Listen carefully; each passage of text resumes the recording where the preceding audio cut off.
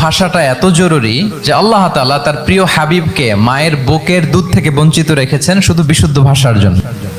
আমি সর্বমর্ম বাচনভঙ্গির অধিকারী।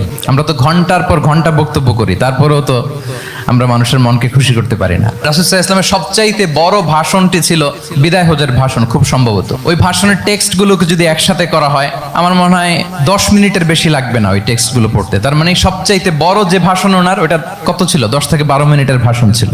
আমরা তো ঘন্টার পর ঘন্টা বক্তব্য করি, তারপরেও তো আমরা মানুষের মনকে খুশি করতে পারি না। উনি সেই যে 1400 বছর আগে 10 মিনিটের একটা ছোট্ট ভাষণ দিলেন, গোটা বিশ্ব আজও হাবুডুবু খায় ওই ভাষণের ভেতর, ঠিক কিনা বলেন? তাহলে উতিতু জাওয়ামিউল কালিম, আমি সর্বমর্ম বাচনভঙ্গির অধিকারী।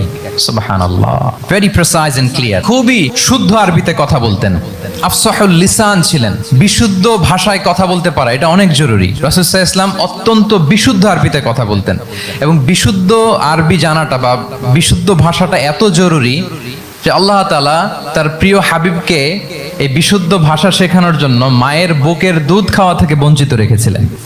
আমি আবারও বলছি, বিশুদ্ধ ভাষাটা এত জরুরি যে আল্লাহ তাআলা তার প্রিয় হাবিবকে মায়ের বুকের দুধ থেকে বঞ্চিত রেখেছেন শুধু বিশুদ্ধ ভাষার জন্য। তিনি কিন্তু মায়ের বুকের দুধ খেতে পারেন নাই। হালিমাতুস সাদিয়ার সাথে সেই বনু সাদ গোত্রে চলে গিয়েছেন, সেখানে ছিলেন। হালিমাতুস সাদিয়া ওনাকে দুধ খাইয়েছেন।